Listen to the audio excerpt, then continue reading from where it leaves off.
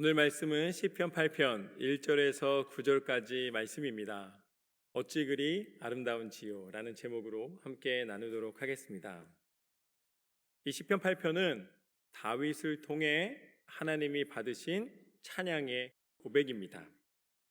말씀의 그 부제에 보면은 기쁨에 맞추었다 라고 써 있는데, 이 표현은 시편 81편과 84편에도 나와 있습니다.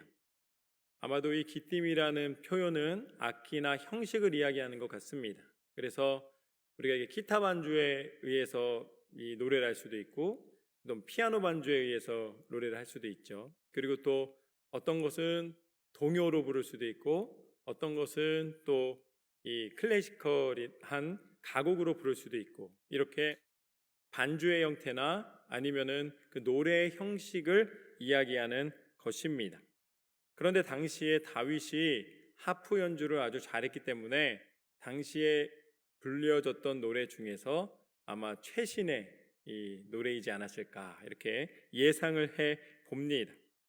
그래서 오늘 말씀에서는 다윗이 다른 이 시편과 달리 전쟁의 신이나 아니면 전쟁의 승리나 아닌 괴로움이 아닌 하나님이 만드신 자연과 만물에 대하여서 선포하는 장면입니다. 제한된 현실 너머에 자신의 모든 괴로운 현실을 넘어서는 하나님의 이 다스리시는 원리들을 높여드리고 있는, 찬양하고 있는 장면입니다. 그래서 1절부터 그것이 잘 드러나 있습니다. 1절 말씀을 보면 이렇습니다. 여호와 우리 주여, 주의 이름이 온 땅에 어찌 그리 아름다운지요, 주의 영광이 하늘을 덮었나이다. 너무 좋죠? 우리 한번 다 같이 한번 읽어보도록 하겠습니다. 1절 말씀입니다. 시작. 여호와 우리 주여, 주의 이름이 온 땅에 어찌 그리 아름다운지요, 주의 영광이 하늘을 덮었나이다. 아멘.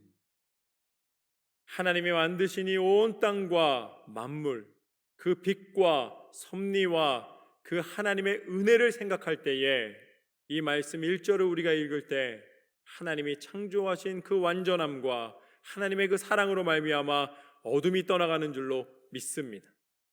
이 한 절 말씀을 읽었는데 우리 마음 가운데 있었던 걱정과 근심이 떠나가는 거예요. 하나님이 우리를 만드신 그 놀라운 사랑과 섭리를 다시 생각나게 하십니다.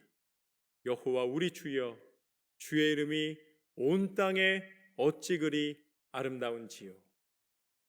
그 아름다움과 그 은혜로 말미암아 우리는 다시 용기를 얻게 되는 줄로 믿습니다. 여러분, 사단은 이 아름다운 것을 망가뜨리고 싶어 합니다. 사단은 이거를 무너뜨리고 싶어 해요. 그래서 우리를 계속 유혹하고 이 땅 가운데 우리를 속입니다. 기억하십시오. 하나님이 만드신 세상은 망가지지 않습니다. 하나님의 섭리 가운데 다시 항상 회복의 은혜를 주시는 거예요. 그런데 사단은 우리 가운데 계속해서 거짓으로 마치 망가진 것처럼, 마치 무너진 것처럼 이야기를 합니다. 다른 비유로 말하자면 사단은 우리한테 계속 안경을 씌우기를 원해요. 그래서 파란색 안경을 씌웁니다. 온 세상이 파랗다고 이야기를 해요. 약간 붉은 빛 도는 안경을 씌워요. 세상은 붉다고 이야기를 해요. 때로는 아유 깜깜한 안경을 씌웁니다. 그래서 세상은 다 막혔다고, 볼 것이 없다고 이야기를 합니다. 그러나 이 시간 사단의 괴계와 술책을 깨달으십시오. 안경을 벗으면 하나님이 만드신 온 땅과 세상의 그 놀라운 섭리와 아름다움을 볼 수 있습니다. 사단의 괴계와 술책을 떠나십시오.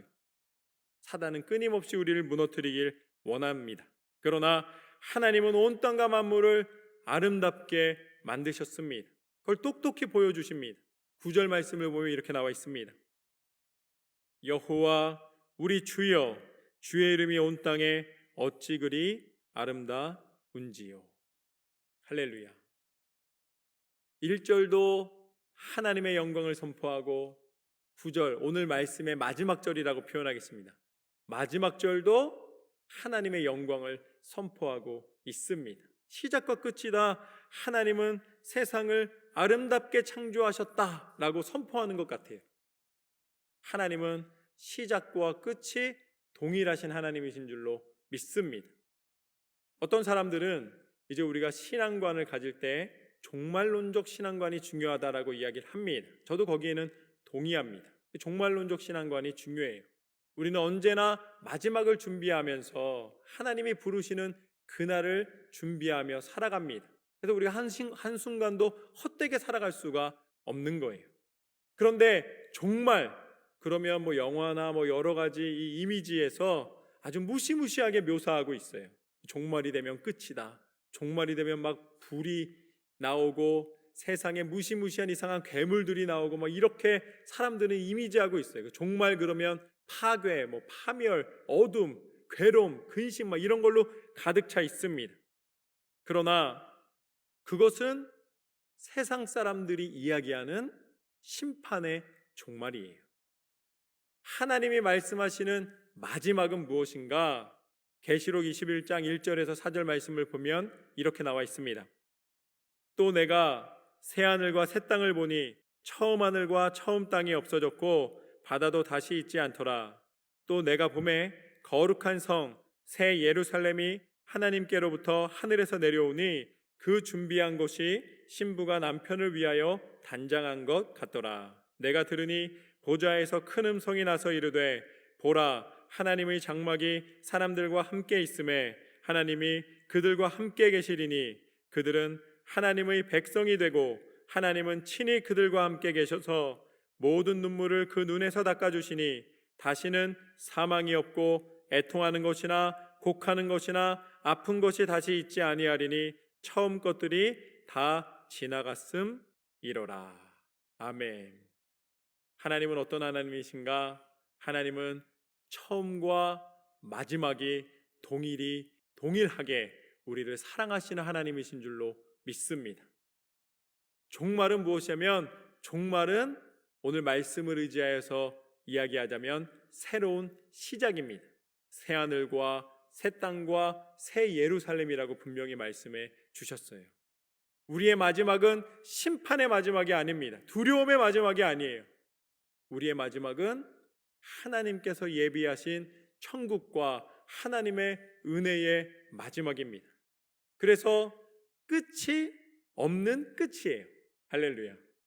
말이 뭐냐면 무한하다, 영원하다.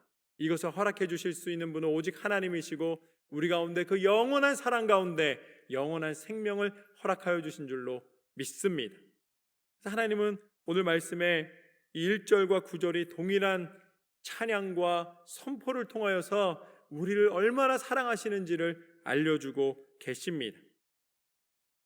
그래서 2절 말씀부터 보면은 계속해서 이렇습니다. 주의 대적으로 말미암아 어린아이들과 젖먹이들의 입으로 권능을 세우시며 이는 원수들과 보복자들을 잠잠하게 하려 하심이니이다. 오늘 말씀이 뭐라고 나와 있는가? 적이 아무리 강해도 두려워하지 말라는 거예요. 하나님이 함께 하시면 하나님의 권능이 임하시면 어린아이의 손가락 하나로라도 모든 것을 해결하신다는 말씀입니다. 물리치시는 거예요.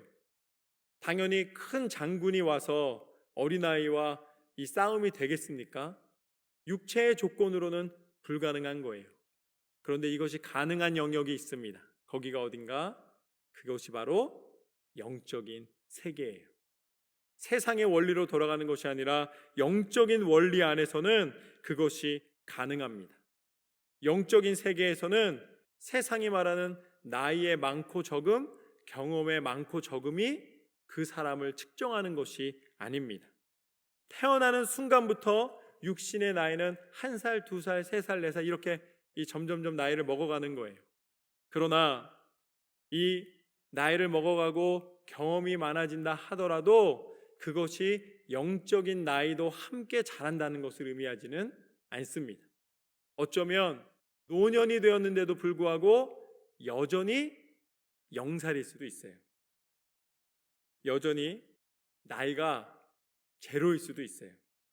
그래서 이 태어나는 순간부터 30년이 지나도 육신의 나이는 30살이지만 영적인 나이는 여전히 어머니 뱃속에 있는 태아 상태일 수도 있는 거예요. 아직 태어나지도 않은 상태처럼 보일 수가 있는 것이죠. 그러면 어떻게 해야지 우리의 영적인 나이가, 영적인 성숙이 이루어질 수가 있을까요?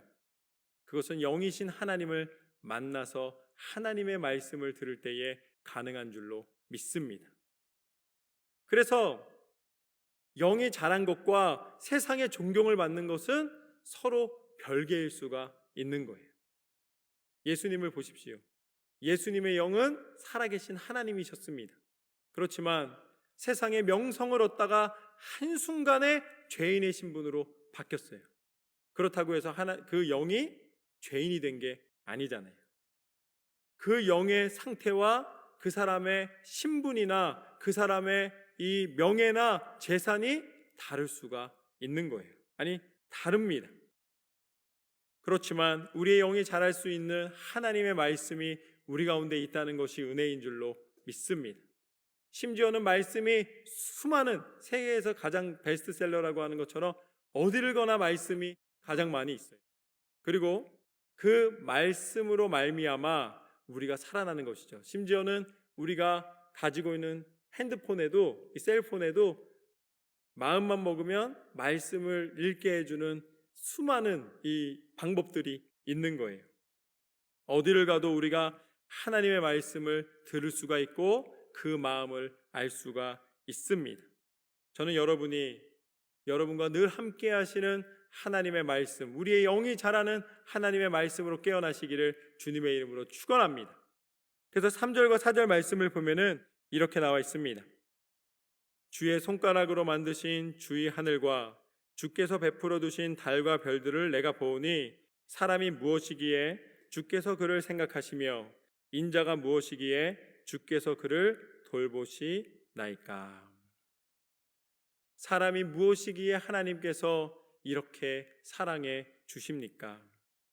하나님의 그 사랑은 끊임이 없고 멈춤이 없습니다.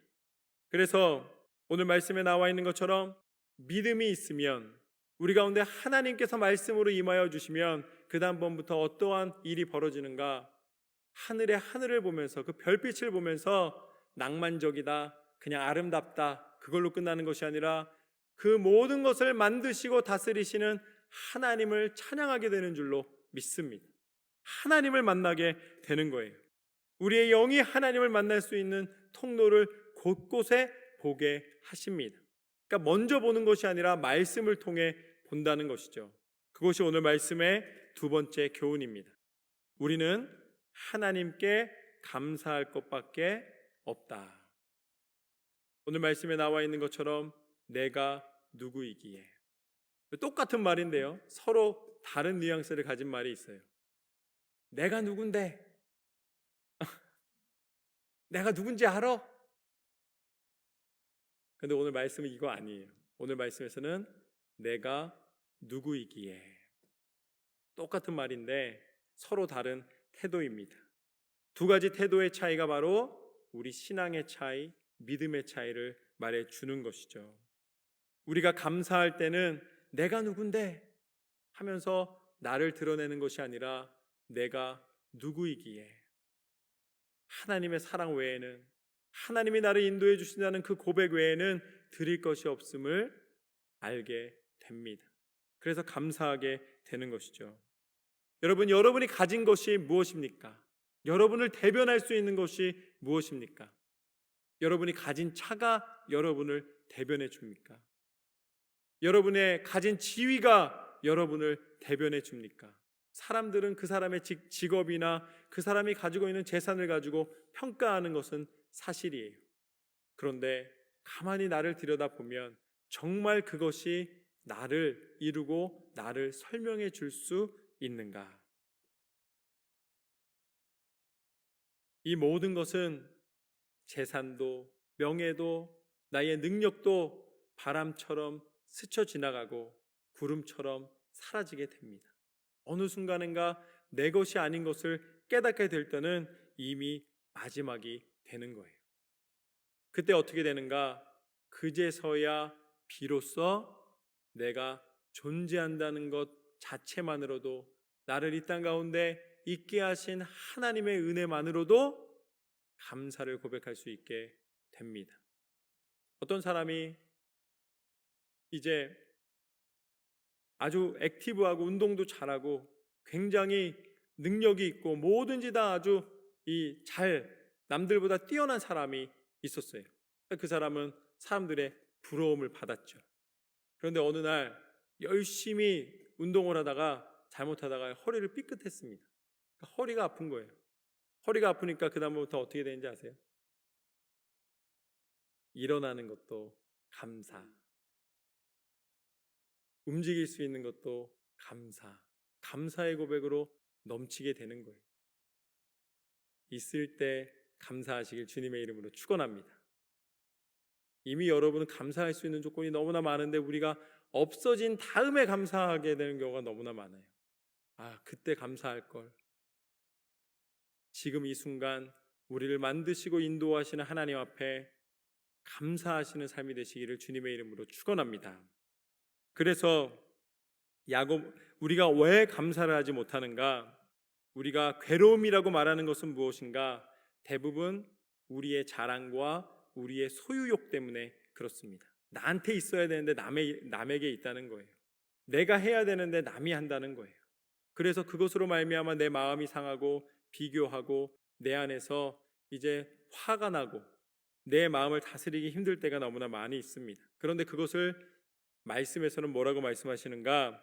야고보서 1장 13절에서 15절까지 말씀을 보면 이렇게 나와 있습니다. 사람이 시험을 받을 때에 내가 하나님께 시험을 받는다 하지 말지니 하나님은 악에게 시험을 받지도 아니하시고 친히 아무도 시험하지 아니하시느니라. 오직 각 사람이 시험을 받는 것은 자기 욕심에 끌려 미혹됨이니 욕심이 잉태한즉 죄를 낳고 죄가 장성한즉 사망을 낳느니라. 여러분, 감사의 고백은 또 다른 감사를 낳게 하시는 줄로 믿습니다. 그러나 우리의 욕심은 끝이 없는 거예요. 어디까지 끝이 없는가? 사망에 이르기까지, 죽음에 이르기까지 끝이 없습니다. 결국은 욕심에 사로잡히면 죄를 짓고 사망에 이르게 된다라고 말씀에서 가르쳐주고 계십니다. 그러나 아주 작은 것이라도 우리가 욕심에서 벗어나면 그 다음부터 우리는 감사를 고백할 수 있게 됩니다. 하나님 감사합니다. 내 인생을 인도하시는 하나님 감사드립니다. 저는 여러분의 입술 가운데 감사의 고백으로 하나님 앞에 쓰임 받으시기를 소망합니다. 마지막으로 5절에서 8절까지 말씀을 보면 이렇게 나와 있습니다. 그를 하나님보다 조금 못하게 하시고 영화와 존귀로 관을 씌우셨나이다. 주의 손으로 만드신 것을 다스리게 하시고 만물을 그의 발 아래 두셨으니 곧 모든 소와 양과 들짐승이며 공중의 새와 바다의 물고기와 바닷길에 다니는 것이니이다. 할렐루야. 하나님께서 뭐라고 말씀하셨는가? 우리를 하나님보다 조금 못하게 만드셨다라고 오늘 표현을 통해 알려주고 계십니다. 그것을 다른 표현으로 말하면 우리를 하나님만큼 귀하게 만들어 주셨다는 거예요. 우리는 하나님이 만드신 하나님만큼, 하나님보다 조금 못한, 그거는 하나님께서 하나님만큼 귀하게 우리를 여기시고 우리 가운데 은혜를 허락해 주셨다는 것이죠. 그 은혜가 무엇인가? 세상의 모든 것을 다스릴 수 있는 권세를 하나님 형상대로 만드신 우리 사람에게 주셨습니다. 그래서 소와 양과 들짐승과 새와 물고기까지도 다 다스릴 권세를 주신 거예요. 그 증거가 뭡니까? 여러분들 고기 좋아하시잖아요. 여러분 마음껏 고기 드시잖아요. 물고기도 다 드시잖아요. 그게 뭐냐면 물고기가 우리를 먹는 게 아니라 우리가 물고기를 먹잖아요. 하나님이 우리 가운데 다스릴 권세를 주셨기 때문에 그것 가운데서 하나님이 양분과 영향을 취할 수 있는 권한도 허락해 주신 거예요. 그러니까 심지어는 우리가 원양어선 타고 저 깊은 바다에 있는 참치까지 잡아다가 먹잖아요. 그 얼마나 대단한 것입니까? 있을 수 없는 일인 거죠. 사실은 그 놀라운 일을 하고 있는 거예요. 그게 가능한 이유는 하나님이 우리한테 권한을 주셨기 때문이에요. 만약에 하나님이 주신 권한이 없으면 이것은 불가능한 것입니다. 아마 우크라이나랑 러시아가 전쟁하는 것 때문에 지금 세상이 많이 괴로워하잖아요. 그런데 하나님이 이 사람에게 세상을 다스릴 권세를 주지 않으셨다면 우리는 이 사람끼리 전쟁하는 걸 넘어서서 다 뭐랑 전쟁해야 되냐면 사자랑도 전쟁해야 되고 곰하고도 전쟁해야 되고 독수리하고도 전쟁해야 되고 우리는 세상 모든 만물이 다 쌈터가 되는 거예요. 그걸 먹이사슬이라고 부르잖아요. 그 안에서 우리도 같이 온통 전쟁으로 가득하게 될 것입니다.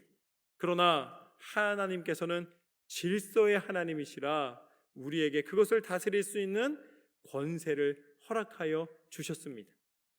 그 권세를 가지고 모든 것을 잘 다스리고 평화롭게 해야 되는데 사람 사이에서 그 권세를 잘 활용하지 못하고 그것이 마치 자신이 온전히 만들어낸 권세인 양 싸움을 하며 살고 있는 것이죠. 그래서 오늘 말씀 가운데 세 번째 교훈은 무엇인가? 하나님이 주신 권세를 주신 분의 마음에 들도록 행하라. 그 권세는 하나님이 주셨기 때문에 그 권세의 주인이 하나님이십니다. 그래서 하나님이 행하라고 말씀하신 대로 행해야 되는 거예요. 예를 들어 자연에 대해서도 동물이라든지 나무라든지 이런 자연에 대해서도 이 자연에 대한 권세가 우리가 마음껏 심었다 뽑았다 할 수 있잖아요. 갖다 먹을 수도 있고 기를 수도 있고 죽일 수도 있고 모든 권세가 우리한테 있잖아요. 그런데 그 권세는 우리가 만들어낸 권세가 아니라 하나님으로부터 우리에게 부여된 권세인 줄로 믿습니다. 그렇기 때문에 우리는 자연을 해칠 권한이 없는 거예요.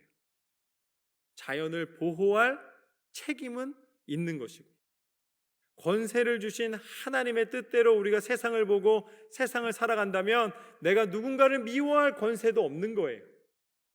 누군가를 미워할 권세가 아니라 우리는 그들과 함께할 책임이 있는 것입니다.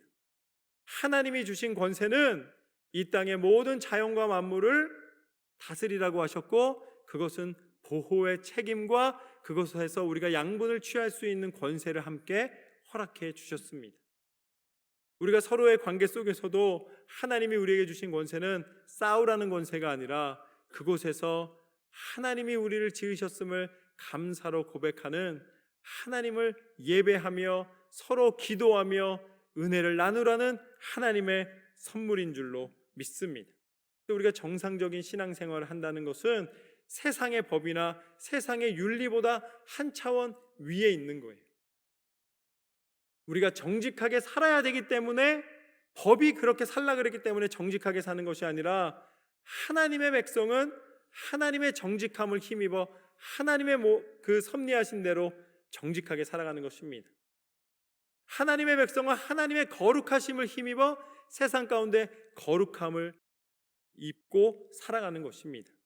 그래서 담배 피지 말아라, 술 마시지 말아라, 나쁜 짓 하지 말아라 이런 말을 들었고 그것이 규율이기 때문에 안 하는 게 아니라 우리 스스로가 우리의 삶을 지키기 위하여서 이 균형을 깨지 않고 우리 인생의 정직함과 성실함과 신실함과 바른 신앙인의 태도로 살아가게 되는 거예요.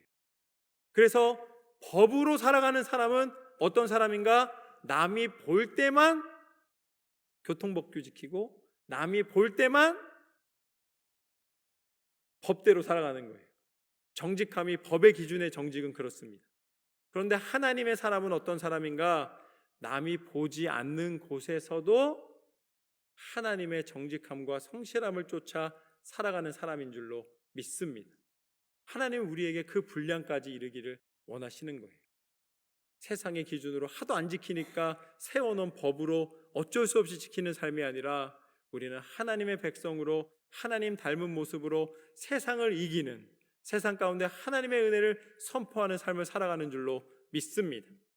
그 완전한 거룩과 그 완전한 정의와 그 완전한 선함은 하나님으로부터 우리에게 온 것입니다.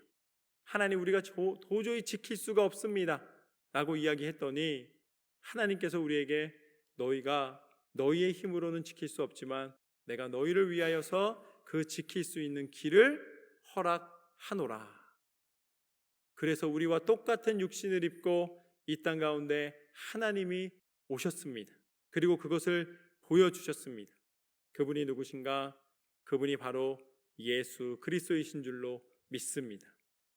예수님은 이 땅 가운데 오셔서 누가 시켰기 때문에 순종하신 것이 아니라 예수님이 하나님의 말씀대로 이 땅에 진정한 순종이 무엇인지를 보여주신 줄로 믿습니다. 그 순종은 세상이 외면한 십자가였습니다. 세상이 어리석다고 이야기하였던 십자가였습니다.